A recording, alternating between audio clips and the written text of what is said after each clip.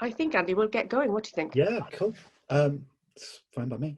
Fantastic. Well, welcome everyone to the Digital Craft Festival. My name is Sarah James, and this afternoon I'm in conversation with Andy Poplar from Vinegar and Brown Paper. Welcome, Andy. Hello. Hello. Nice to be here. Lovely. Well, Scary. don't be scared. You're based in Yorkshire, is it? Not you're Yes. North Yorkshire, North Yorkshire. Yeah, kind of just between Harrogate and Leeds. Yeah. Well, I know that area. Well, she lived in Leeds, but Ella, my daughter, was born in Leeds actually, so I know the were you area. at the Peace Hall? Did you work at the Peace Hall or something? I did. Yes. Yeah, at Bankfield Museum as well in Halifax. I was mostly based at Bankfield, which is an amazing place. But we first met, I'm trying to think when we first met, because we actually met, I think, at the Great Northern Contemporary Craft Fair. Yes, we did, I think, which would be... I would say 10 years. I think, well, it's my 10th year this year, so it's probably 9. Yeah. Possibly 8, but around about that. Yeah, because you made quite an impression on my son, Louis. Really? Yeah, he would have been about 7, well, he would have been 8, I think, at the time. Right, wow. He's 17 this year. That's frightening. I know, and he was really into science. He's actually now more into the arts, not generally, well, you know, humanities, I would say, the humanities really. So yeah. At the time, science was his thing in primary school. And I think, I would say he probably wasn't entirely into craft. And I was slightly dragging, you know, I obviously, this is my life is going to craft fairs and enjoying craft and everything. And I think he couldn't believe it when he saw your work. So it was all this sort of chemistry set, there was lots of chemistry sort of based items. So I kind of do credit you with it, you know, uniting. My fault. He started wanting to buy your work, you know, so we started, you know, on quite a small scale. It was so nice. It was so nice having having his interests really, because like you see all these kids being dragged around craft shows, and you can see boredom in their eyes a lot of the time. But it was great because he was like really kind of hanging around, and he kept coming back. I think I remember, and like picking stuff up.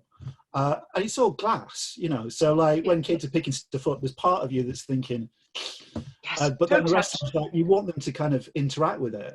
And, you know, I've got a daughter as well. So, like, you know, I'm quite used to talking about my stuff with kids and stuff. And it was great because he was showing huge interest. And yeah, no, I know. I think he was bothering you for quite a while. But it was kind of, and then I think he even manned your stand once. I think you had to nip to the loo, I think, at one show. And I came around and he goes, he was on the stand. And I think he was probably about 11 by then, I think. 12 or 12, I think, by then. And I thought, oh, my God, yes, he was so chuffed. But was the young Andy Poplar always creative? Yeah, I guess so. I mean, it's something that has always been part of me. Strangely, like when I was a kid, when between the ages of, I don't know, 5 and 12, then all I really wanted to do was play football. But I was quite a creative footballer, which sounds ridiculous, but like I enjoyed the creativity of the game rather than the physical or the winning. It wasn't even about winning for me. It was just about like whether you could do a pass that was creative or do tricks and stuff. And it was that side of it. Yeah. I kind of grew out of football. I kind of got bored of it and got into like books and art and music and stuff. But it was the creativity thing that's always been my leading kind of thing, really. And I kind of wanted to be a writer after being a footballer. So yeah, because I say you've always sort of dealt with words, haven't you, really? Because I know you sort of worked in advertising. So you say you wanted to be, did you originally want to be a writer? Yeah, well, I originally wanted to be a copywriter. That was because I wanted to be a writer, a novelist, but I've got a very short attention span. So copywriting as a job is kind of writing very succinct ideas and then on to the next one sort of thing, which is ideal for me because it was all about that brevity of idea. And so my dream was to be a copywriter, you know, write TV adverts, write press adverts, or whatever, really. Because you did work in advertising for many years, didn't you? That went down. You went down that road. Yeah, I got what I kind of wanted to do. I did it for 10 years, which was great fun up to a point where it's not fun anymore, really. Yeah, so because what made you change career? Well, I just walked out. I mean, I had been doing it for 10 years and was quite successful, I guess. Worked down in London for a bit, came back up north, and then I just got very worn out by it all, really, and I could feel myself burning out, and I just decided that I couldn't really carry on doing it. It's a very strange kind of job, because you have to come up with these ideas. You're being asked to come up with ideas on a daily basis, kind of like so many a day, and you have to go and present these ideas to clients, and really it's for other people that you're doing it. It's not your own. They are your ideas, and there's a bit of you in each one of them, but like it gets so draining. And they're not savoured either, are they? So it's just like and you'll go and present this idea that you've worked hours on, and then a client will say, well, can we just change all of that, which is fine, it's part of the job, but it can kind of over time. Over time you think, I can't write another advert for a car, or I can't write another advert because my heart's not really in it, even though I'm trying to put as much of myself in it to make it good. Each bit I give into it kind of like takes a bit from my soul, basically. I was just and so one day I kind of found myself after a long period of time, found myself in a stationery cupboard crying, and then just basically walked out and quit. I was signed off with depression and anxiety. But then I was signed off for 4 weeks, but when I went back in, I just resigned, and I had no plan. There was no etching at that point. There was nothing. So. No, and where are we at though in terms of your life? Where in what year was that? I was 33 and a third when I quit. Which have you got the date? Is the actual date? You got that memory? Yeah, it was October I think it was October the 4th. No, I resigned on November the 5th. So I quit on, I think, October the 4th, was signed off on October the 5th. So yeah, beginning of October 2007. Yeah. Quite a while back. Seems ages ago now. It's strange because this is my 10th year now doing vinegar and brown paper. Yeah. Because it took a few years to start it. And I've now been doing vinegar and brown paper about the same time. Yeah. Period of time that I was a copywriter. So yeah. Well, it's interesting to see to see how you're feeling about that, because the issue, I guess, would be now is that you had a successful career in advertising, and now you've got a successful career as a etching art, as a maker, as a designer maker. Does it come with the same issues? No, it doesn't. I've kind of managed to create what I do now. I don't know if it's a career, I don't know what it is, but basically it kind of ticks all the boxes of the things that make me work, that make me happy, because the sides of it, the creative sides, coming up with ideas, and the ideas are for me, really. I mean, like, the majority of the pieces, in fact, like I'm going to do some pieces, well, I've done some pieces that are on sale tomorrow, but they're all basically made for me. Like, if you go back to that idea of writing adverts for other people, this is the antithesis of it. It's basically, I'm writing them because I'm making them because they represent me, which is great. But I've also got the side of the business of sourcing vintage items. So, and I've always collected. So from when I was a kid, then I used to collect vintage soda siphons and stuff. And now I do it as part of the business, but legitimately I can buy it. And then, I know, that must be great, isn't it? That you can actually, you can just go and, it's for work. Exactly, that's brilliant. It's tax deductible. Yes, fabulous. It is brilliant because, like, I've really missed car boots over the pandemic, because for me, like, in my head, going to a car boot is, obviously it's about buying things, but it's also a total inspiration thing. It's like I can walk into a car boot and I will see things that I've never thought about etching, and that will spark off ideas. It'll be like, oh God, I never thought of that before. Like a Bakelite something or other. I could try etching it. I don't know what I'm going to put on it, but I'm going to buy it.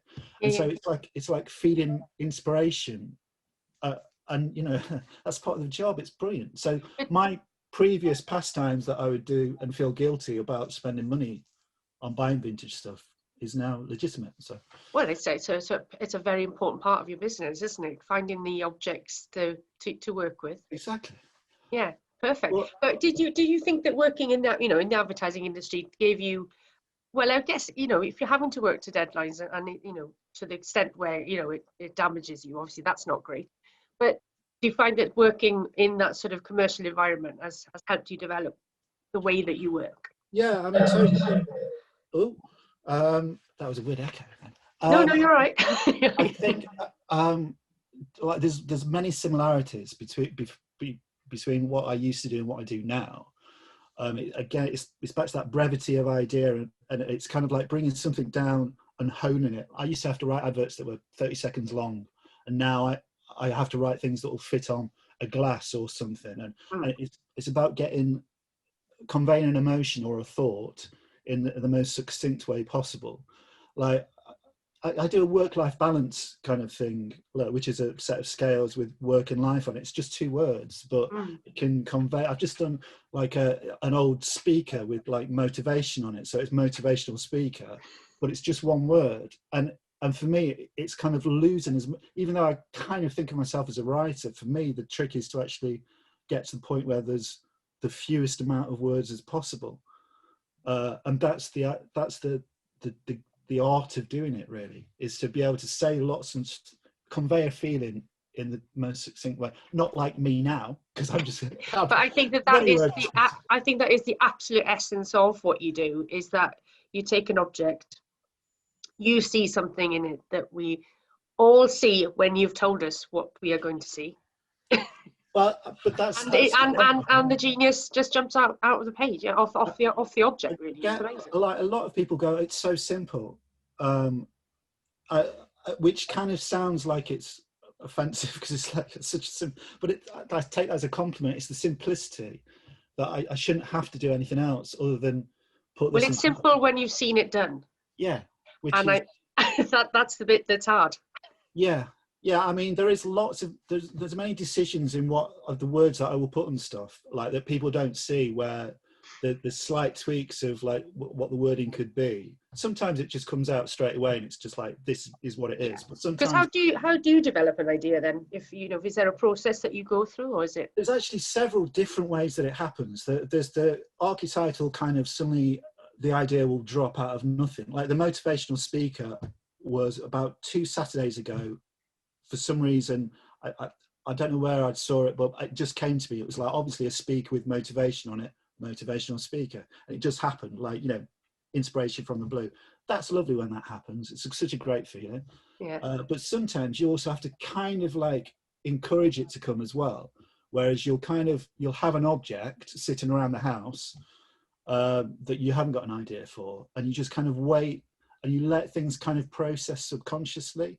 Kind of thinking, well, I'm going to do something with that piece, and then you kind of like look at all the properties of the piece, so like the associations of that piece and the wording, and then you look for kind of a meaning to kind of come through it. So you kind of just look really, really closely at something, and kind of start finding the links. I'm working on some things at the moment, some bottles, and they're not quite right, but I can feel myself kind of, and this is back to me as an advertising copywriter, is kind of working at it. So even though sometimes the idea just does drop, but I also am capable of making it kind of shaking the tree a bit. Yeah. Which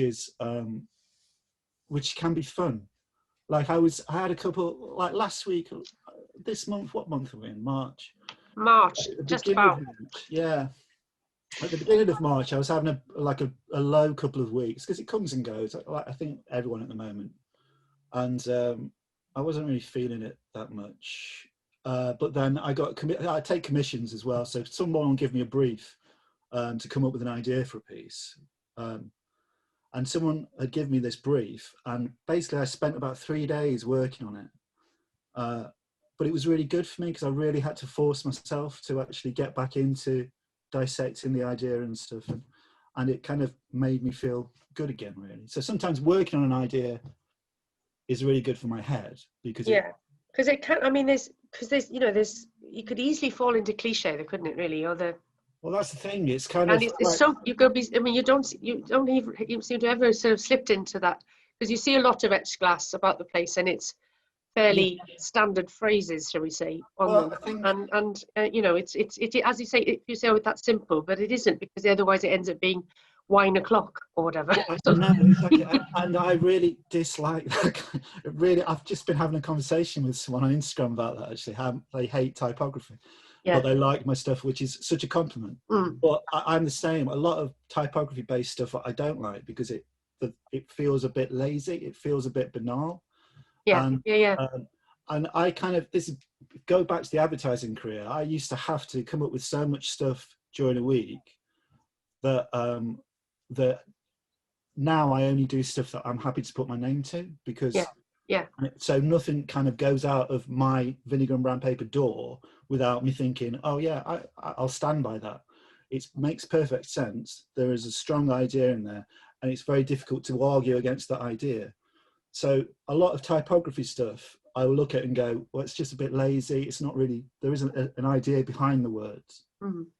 Whereas I like to think that there is an idea behind the words themselves in my work. But because your business sort of runs along into, I mean, you've got commissioning, you've got the vintage items that you find and source and love looking for, and then you have sort of a range that's there. Well, I assume that some things are limited runs because of the things that you find, but you have it's sort of almost like I don't want to call it, it's a standard range. There's a range, and then there's it's split into kind of the vintage sides, which are kind of one-off. They're all different because they're all vintage stuff. And then there's the stockist, like wholesale. Well, I do it wholesale, and it's always on my website, which is the bottles and the milk bottles and the pint glasses, because I can buy those in quantity. So I have two sides of the business, and they feed each other. And like last year, I was doing lots of stuff that I had to do multiple numbers of, which is good financially. But it's very hard work as well, because it's quite time consuming. Because there's a repetitive nature to that then as well, isn't it? But it means, but there's a good side to the repetitive nature as well, because I can be in the studio making the bottles, but whilst I'm doing that actual process of the making process, which is quite repetitive, there's nothing really glamorous about sandblasting glass, but in my head can just go off and be creative and come up with ideas for new pieces to be working on, and I get kind of solace in the actual process itself of making, rather than I kind of split craft, and I split most things into two sides. There's the idea and the actual craft of making it as well. And if you can put the two together, then you have something that can be quite special. But like, you can't have too much of either one. So it's very good to have that balance between the two. And at the moment, it's set up, the way that I work is kind of a very perfect balance of the two. I can be making stuff whilst thinking, and there's no emphasis on either one that kind of like veers me into a direction where I think, oh, I'm bored of doing this, or oh, now I've got to think of something, because they kind of even each other out. And is that sort of one way that you do manage your mental health now? Yeah, totally. In that sense? It's totally. I think I've done it subconsciously, but it's kind of it's trying to keep myself even all the time, because. Well, I suppose you kind of, I think when you've been to a dark place, you can sort of see if you're heading back there. Yeah, Would you say? No, I can feel myself when I do, and like I know that I never want to go back to that point where I was at. There's a point of no return, and you come back from there. Yeah, and it's kind of, I'm not going to get to that edge again, because like next time I might not be able to. I don't know how I got away from it last time, really. But I have to be careful never to go there again, and so I've kind of somehow built this vinegar and brown paper thing, which is keeping me even, really. Yeah. Well, I've got more questions to ask you, but I have got a couple of questions from the audience to ask you, and one is from Alex Elkins, and they've asked, what is the most unique item you've etched, and can you tell us about any very unusual pieces you found? I mean, that's how long is a piece of string, isn't it, really? But you can all sorts. But what's been your favourite? My favorite really does vary sort of as and when the thing that I'm working on at the time. I'm a big fan of the pieces that I've just done. I'm looking behind me because it's behind me there. Yeah. This is the motivational speaker. Is that the speaker? That is the speaker. Oh wow, lovely. Here, so So motivation, and it was just that idea because you can kind of turn it up, and like, and I was feeling quite unmotivated when I thought of it. So I know you could just walk past it, turn it up. I know, just turn up the motivation. Yeah. So that's my current favourite. Although I've also just done actually another one here. There's like I've just done a tuning fork one, which was. I saw that you did that on Instagram earlier, didn't you? Yeah. So that's also a current favourite because I have this thing about, I think when an idea is really good, it kind of resonates. You can.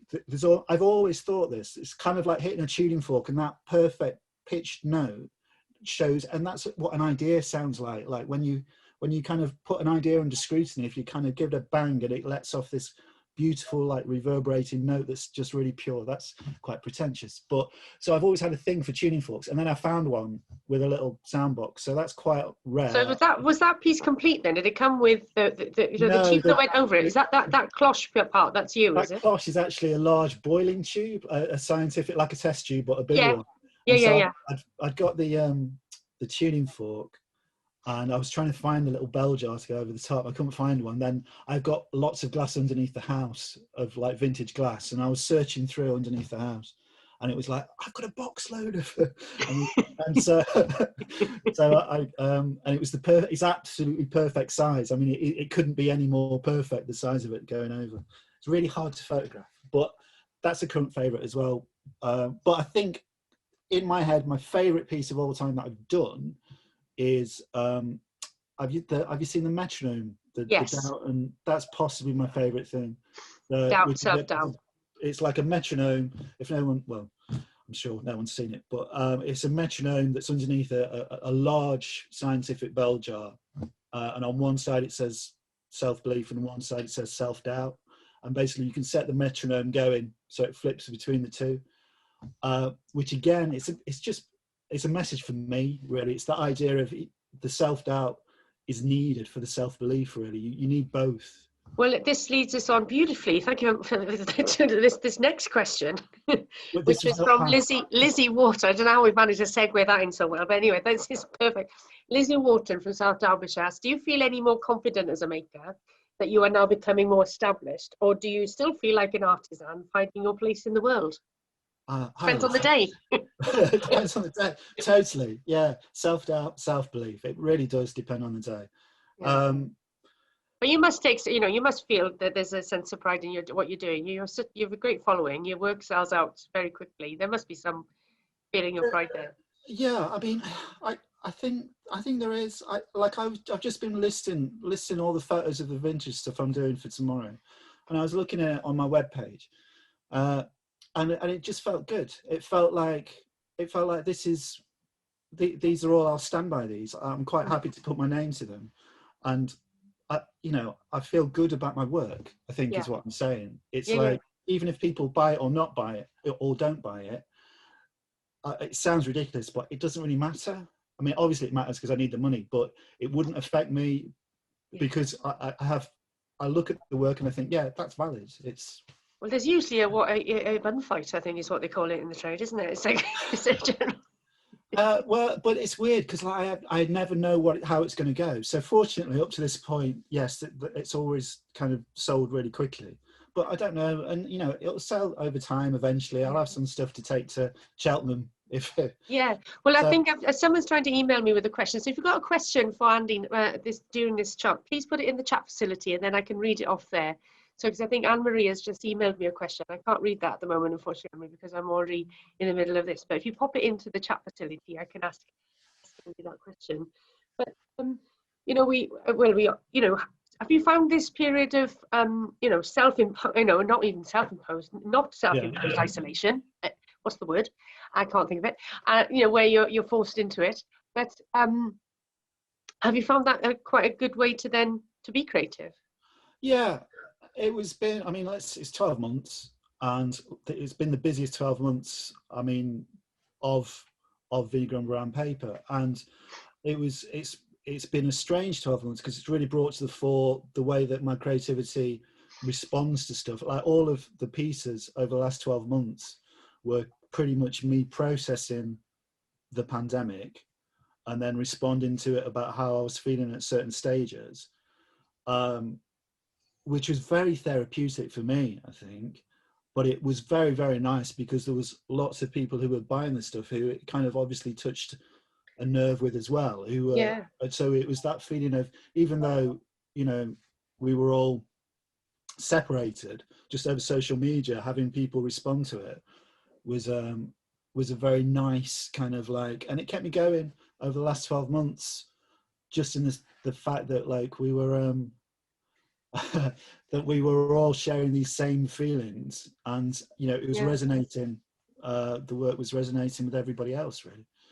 I know it's an interesting, you know, it's a strange concept, isn't it, that through these, well, it's sort of like you know, not forcing you to be more creative, but it's affected people in different ways. I think some people it was made people shut down. And for some it's been sort of an incredibly fruitful period, you know. If you, and I'm sure you've had periods of quiet and not knowing what to do with yourself generally, like most people, but to be able to have that facility within yourself to come up with some interesting things that also help others, you know. I mean, it was very interesting discovering that in myself as well, and bringing it more to the fore more than ever, really. And it was kind of validating the my voice, I guess. Yeah, well, I've got a couple of questions here. So Jilly Russell asks, is Andy someone who comes up with witty puns all day, or is it mostly confined to work? I probably just do it all the time, really. Yeah. But it's the way that I work is pretty much it dissects language. So I'm constantly dissecting everything and kind of taking apart words and thoughts. So yeah, work's just a byproduct, really. Yeah, so. Because and we've got another question from Joe Stevenson, is asking, was Andy inspired by anyone in particular to start Vinegar Brown Paper, or was it more of a serendipitous series of events? It was it was serendipitous in the fact that I just hadn't, like, I left work. There was no plan.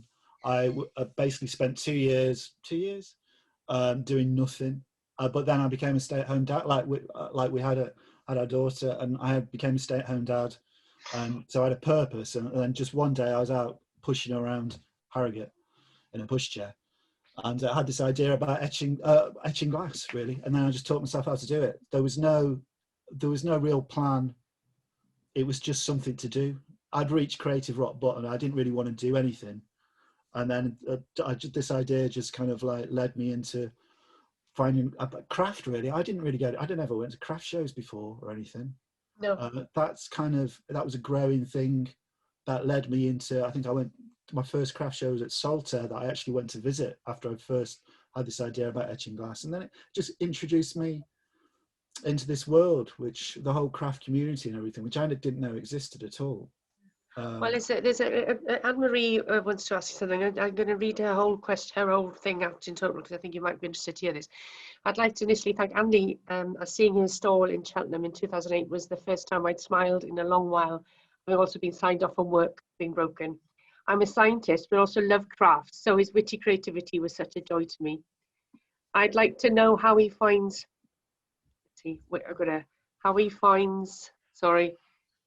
making something that is beautiful and creative into a successful business without making it a chore.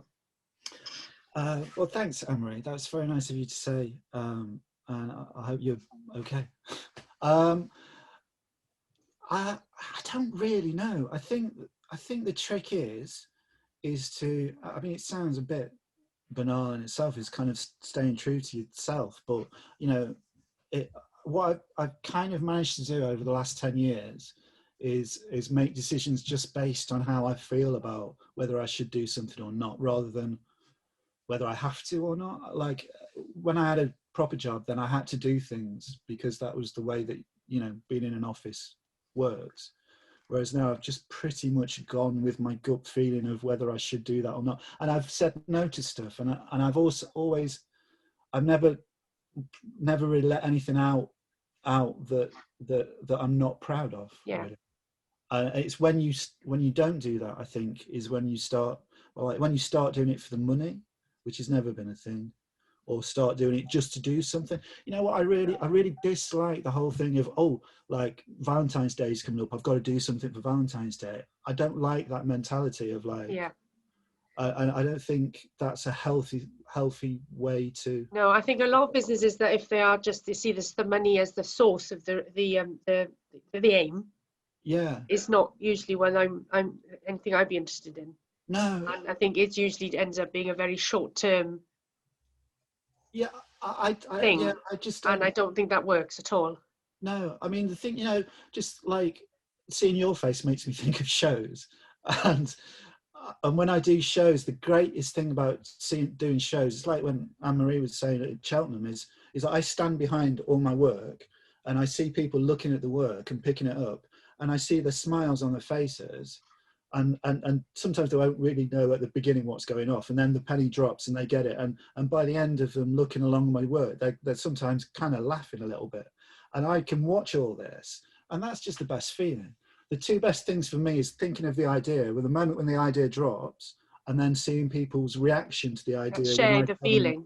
Yeah. And, you know, financially, that can, you know, obviously that's important for me to carry on, but that's such a backseat thing compared to those two things. The moment when I think of the thing and the moment when someone else gets what I've thought of, that's just such a great way to be. I'm so lucky. Well, Sally Robinson has a question. I think you did answer this earlier, but I'll ask you. It doesn't sound like you do, but my husband works a lot as an artist with text. I wondered if you ever worked to commission. Yeah, I do. Yeah. I do work to commission. I mean, I can do it in different ways. Either basically people commission me to come up with the idea itself, or then I get people who have an idea that they want me to put on something. And it's, you know, some of my favorite pieces have come from commissions because it's stuff that I've not thought about, and basically you take a brief, like I used to do when I wrote adverts. I'd take a brief and then try and find something that resonates. I can't think of any off the top of my head, but I've just done one for somebody that's a terrarium, and it was so hard. It was a nice idea, but it's so, the terrarium curves up like that, and it was so hard to do. But like I heard from her yesterday, and she loves it, and it's a gift for someone she's going to give to somebody, and she was just really happy. That's such a nice feeling. Well, you did a lovely commission for my husband. Yes, of course. Yeah, because my husband's family used to have the first radio shop in Exmouth back in the day. And they had an old radio that belonged to his mum, and his mum died 12 years ago now. And you did this beautiful etch, but you realised that if you'd etched onto the radio, it probably would have damaged the radio permanently because it was just a plastic, wasn't it? So you put it into this beautiful case you found and mounted it. You did all that. We didn't ask you to do any of that, but you made it into something then also that we can display.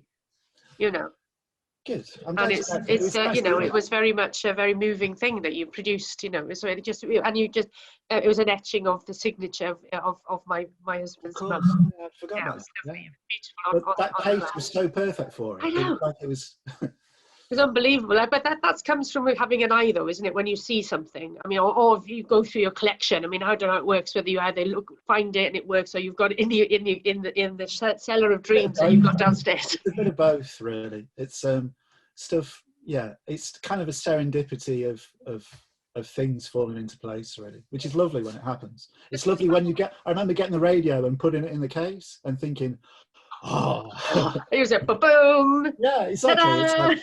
And there's the piece. Yeah, it was, and it's just perfect. It's just absolutely perfect. It is behind me. It's on the shelf behind me. But how does making make you feel? Sometimes I sit in my studio, which is now at home. I've been in my new studio at home for a year now, and I'll sit there and I look around me, and I've just made something or whatever, and I think, yeah, I am actually happy. This is what happy is, because I'm creating stuff. I'm surrounded by stuff that I've chosen to be surrounded by, and I love the space. And I just think at the age of 46, it's kind of, this just feels just really good. Yeah, It to makes be me, captain of your own destiny, isn't it? It's all yeah, that sort of. and to be doing it the way that, like, not beholden to anybody else, and to be doing it basically kind of making a living through my imagination. That's just, you know, that's better than becoming a footballer. Are you sure? But you know, that's good Not really. news. But you can say that to me. But well, that leads me on to say, do you think craft is valued? Yeah, I think ever more so, really. I think there's a weird, I mean, as I say, like when I first started, I was not into craft at all, really. And so, you know, over the last 10 years, I think the value of it, I think social media, I mean, I don't know, I think the value of social media has helped immensely, really, because you can see these people all over the world who are making amazing stuff. And it's kind of this, not really counterculture to kind of, you know, the rest of, you know, mass produced stuff, but you're so much, you get to see so much more of it and see how brilliant it is, really. So I think it is becoming ever more valued as a way of life and a way of shopping, Yeah. which, not rather than, because, you know, the word craft comes with so many kind of things attached to it. But now it's kind of, you know, it's a cool thing, really. Yeah, because I remember I've done various careers within the craft world. I've done sort of, I've had a gallery, worked in museums, I've been a maker, and I remember I opened up at one time. I did when I finally got to open a gallery in Bristol. That was my sort of like big dream, and it was really difficult. I remember to make a living. It was probably 20 years ago now, 21 years ago, and friends of mine at the same time opened up a deli. And they were selling really, really nice food. It's still going. They've got a cookery school now. They've got like incredible business. And I used to chat about people buying things and stuff like that. And they'd be like, how much people were buying on cheese, you know. And I was really struggling at the time to get people to spend that on a completely foreign object that they could keep for the rest of their life, you know. And I was like, what? It's amazing the way that we attack. Obviously, I think obviously people can justify spending quite a lot on sort of artisan food, because we can't live without food. There is no doubt about that. You don't need to die. So we can live without all of these things. But I think that there is, I think that what's changed over the years is that people wanting to, a bit like any provenance, to like food, wanting to, you know, have that relationship and meet people. And that's when doing either, whether they're real life events, because when I started doing craft fairs, there weren't many. Obviously, there are now literally bazillions of them. It's your fault. No, exactly. I was following on from Chelsea Craft Fair and Art in Action, some of these really like great shows, but there weren't many, and they were mostly in the southeast of England. And I think that's what's changed, is that there's an audience, there's an availability, and the audience has grown as they get the opportunity to see it. And social media exactly is one of those mediums, like what we're doing today in a way. Yeah, I think it came timing wise for me, just from vinegar and brown paper. It just all fitted together. I mean, I wouldn't be here now if it wasn't for one of my early pieces, kind of going a little bit virally, kind of like way back when, at the beginning of like when I first started. That introduced me to lots of things very quickly, to like one of my first major wholesale stockists and stuff, and then it kind of all blew up. And which piece was that? It was just the milk bottle. It was a Creative Juices bowl. Creative Juices, like, that kind of that went crazy very early on, and that led to lots of other stuff. There's Northern Grit, and then I've got Festival Spirit. Yes, there's not many festival spirits. Just, no, only one of those. Yeah, so it's kind of, you know, it's all working. I think craft is in a good place at the moment, but, you know, that's just from my point of view. But it was like you were saying about cheese. People were spending so much money on cheese back in the day. Yeah. I mean, that still happens. Correct. We got a fantastic cheese shop in Bobby called the Cheese Shed, and I went in there and spent a silly amount of money on cheese and a bottle of wine. I can spend a silly amount of money on cheese, but it's kind of like, I was pricing up stuff today, and it's very difficult pricing your own work. But then you kind of like look at stuff and you think, but there's only one of these in the world. I've just. Well, it's a bit like saying how you feel craft is valued, isn't it? Because it's like there is what, you know, where the value is what people are prepared to pay, or whether people feel it has a value in its ability to mend your head. Yeah. You know, that's the kind of see craft has got many different ways of giving. Yeah, of having that value with it. Yeah, You know, and I think that, but I think, but proof is in the pudding, really, is that you've had a great year, and I think that the work does speak for itself. In fairness to you, Andy. Well, thank you. That's very nice. But do you think? Have I asked this question? Do you think making is important? For what in general, for like for everybody to do it? Yeah, yeah, I guess. Yeah. I think there's a lot of solace can be found in making. Like whether you do it to sell or not is kind of a different. You can just make stuff. The act of making stuff itself is you can lose yourself in it, really. And I love that point. I think it's back to the actual process of making stuff. There's just a fulfilling thing of actually putting something together, having a finished thing, looking at it and going, I made that. And it, you know, it started in my head and it's kind of come out, and now it's a physical thing that's kind of got me in it. Like I think everything you make should have. But I think that's what is the value, or the capital of craft, as I call it, when I do the podcast. It's about that, finding that little essence, because that's what people are drawn to make craft, is because they like to meet the person. Yeah. And they're investing in another person. Yeah. You know, and ends up being quite. I'm sure you've got customers who look like Louis. I mean, how many times did he buy things from you? You know, it's like he's in hiatus at the moment. He's 17. He's got different interests for the time being. But you know, that's the beauty of when you meet someone and the work resonates. You want to go on the journey with you, almost, really. It's lovely. I have, you know, like a few customers who, you know, like they go, you know, like our house is like full of your work, which is lovely. I always feel a little bit guilty, like that I've, you know, and I kind of think you're going to get bored. That's not what you should feel. There's a question from Sinead Lawler. So when you started and was still unknown, how did you market vinegar and brown paper? And any tips for anyone else setting up a small business for marketing? I was lucky because I used to just have fun with it, really. I used to, I was very lucky because social media just kind of was expanding quite well. So I was kind of playing around with that and just having fun with stuff. I remember I was just, I tried to get a look of my photography that people would know that it was mine. Yeah.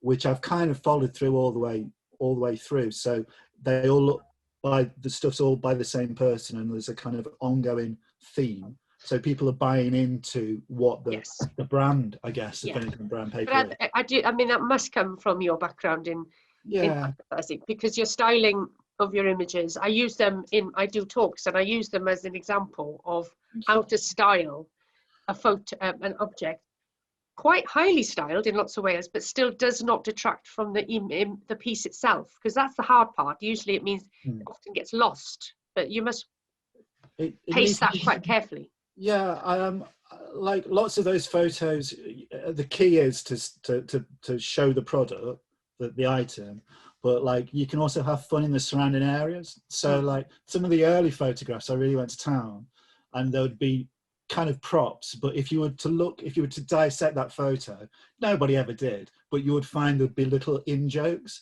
Like I remember the first, I've got a pencil sharpener design that I do that says when everything seems pointless. But Louis got one of those, I think. I think he has. I was just going to say, but on the original photograph of the first one that I did, I think the pencil that's sticking out of the pencil sharpener is a 2B, and it was kind of to be or not to be, as like when everything seems pointless. And I used to amuse myself by just putting these little references in the prop.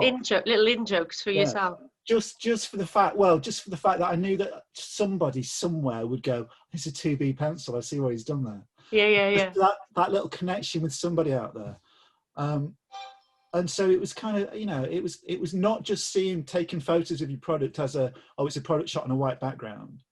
It was trying to create something that was more than that kind of drew people in. Well, a lot of the times when I think of ideas, I see them as the finished photo in my head rather than the finished thing. So I actually see that picture that you see on Instagram or whatever is how I see the finished idea when I very first think of it.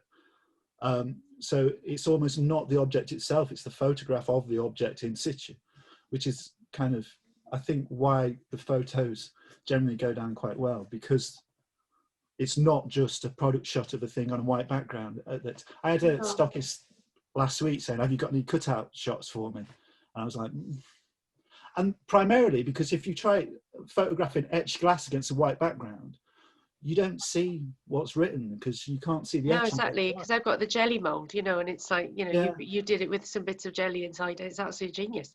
But someone's asking about where you got your name from, vinegar and brown paper. Oh, the Got an vinegar and brown idea? paper goes back to me walking out of work and having a breakdown, a depression, anxiety, and whatever. And there's a nursery rhyme called Jack and Jill, which again, I stay-at-home dad. We were going through nursery rhymes. Jack and Jill. Jack falls down and breaks his crown, and he kind of goes off to bed to mend his head with vinegar and brown paper. So Yeah, so hence on Instagram, you'll mend your head. yes, yeah, which I had to do that at first because I think there was, when I first started out, there was another shop somewhere in Australia called Vinegar and Brown Paper, and they had, I think it was on Facebook, they had the name Vinegar and Brown Paper, so I couldn't use it. Yeah. So I went for Mend Your Head with vinegar and brown paper. Yeah. Which has always been a confusion for people, but I actually really like it because maybe one day I'll actually leave vinegar and brown paper behind, but I'll carry on with Mend Your Hair. Yeah, I think you should, because I think in a way as well, it's like it's a daily reminder. Yeah, yeah, and it's that act of I'm mending my head with this company, with this premise of vinegar and brown paper. I like the duality of it, and it, as I say, it gives me the freedom to go and do something else if I want to at some point. So what you're working at the moment, obviously you've been working on pieces, is it comes in waves what you do then? So you find the objects and then you produce the yeah work? It's been difficult doing vintage stuff because of the lack of being able to leave the house. So it'd be nice to get back into that, like when kind of shops reopen. I'm really looking forward to that because I've missed it. And like I've done 25 pieces over the last couple of weeks for the craft festival show, but there was some that I'd left off that I didn't get around to doing, so I'm going to be working on those. I've got some wholesale orders to do for the next couple of weeks, but I've got a new mirror design that I really like that I'm going to be doing. It's fun, you know. I was talking to someone else about this a bit ago, but like working for this show made me realize why I kind of see it. It was like writing an album. It was kind of, I wrote down all the pieces I was going to make for this show. I was in the car actually in a supermarket, and I was writing them down, and it felt like I was writing a track listing for an album. And it was you great. put that on Instagram as well. Did you have a big list? I saw a whiteboard. festival set list. Yeah, but that's what it felt like, and that's kind of how I view the way that I work now. It's kind of, I release singles, which is kind of the odd pieces, and then like I'll release them all together in one go, like a show where you get to see kind of like the album. You get the album, and then you do little EPs like you release. It's like a 4-track. And and then you just, and then it's kind of mixing it up like that. So there's the songs that people know, creative juices. Yeah. But then there's the new stuff, like you know, I've just done a magnifying glass which says Silver Lining Finder on it, which sounds like a song title anyway. And it was really fun. It kind of amused me that this kind of approaching it as a you know, like making things that group together as albums or singles. And I think everybody's interested because you make them for your reasons and people buy them for their reasons, and then those reasons become changed to their, you know, the person who's bought it, because people you know, resonate with those phrases, don't they? And suddenly you know, it's the way they talk to people is what people, you know, and it's an incredible way that we can all interpret it in different ways. Yeah, which is lovely. I really like that. I like that. So what's on the horizon then, Andy? What do you hope for the future? Well, I'm looking forward to doing shows again, just to get out and kind of like re-engage with seeing people's faces, looking at stuff. Really, that'd be nice. Aside from that, I think I really enjoyed the vintage pieces. I'm going to look at doing lots more of those this year, I think, just because it's a nice thing creatively to do.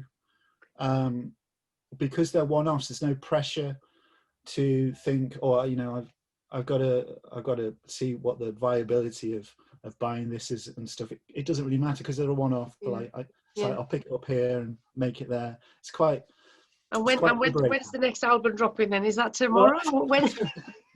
I don't know. I'm going to drop an EP. I think in the next after Easter. I think I might do a giveaway for Easter. Like I might. I've been thinking of doing a giveaway thing for Easter. I like doing. I might do that. Have you got pieces on? Have you put some pieces on the website for the festival? Are they all gone already? They start at 10 a.m. tomorrow. I'm putting them on tomorrow. Yeah. I was going to do it today, but I ran out of time, so I decided Sunday would be best. Yeah, well, it's good to give people something to do on Sunday, you know. Well, this is always the thing. Yeah. But I'm doing it 10 a.m. because normally I do it at 8 a.m. in the morning. Everyone complains, going. Well, it'd be 7 a.m. as well because I know, exactly. Yeah, that's too cruel. I think that'd be too cruel. Actually, I think 10. Give people a fighting chance. So there's 25 pieces going on tomorrow at 10 a.m. Is there a password? Apparently there's a password, is it? Oh, there is a password at the moment because only I can see it. Yeah, exactly. So they're all on there sitting, and then you'll probably release them. Then I will take the password. It's password protected at the moment. Yeah. If anyone can guess the password, then I'll be amazed. But the password will come off at 10 a.m. tomorrow morning. And nice work. Well, I think that's yeah, no, exactly. I think I would get there. If you want to buy a piece by Andy Poplar, I would, Jack and Jill, stop trying to guess, Amory.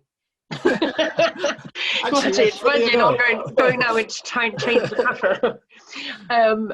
Well, obviously, if you do want a piece by Andy, I do suggest that you get the kettle on and sit at 10 a.m. and because they will go pretty much straight away. So, well, it's been absolutely lovely talking to you, Andy. And I think are you shipping overseas? Is that what's the?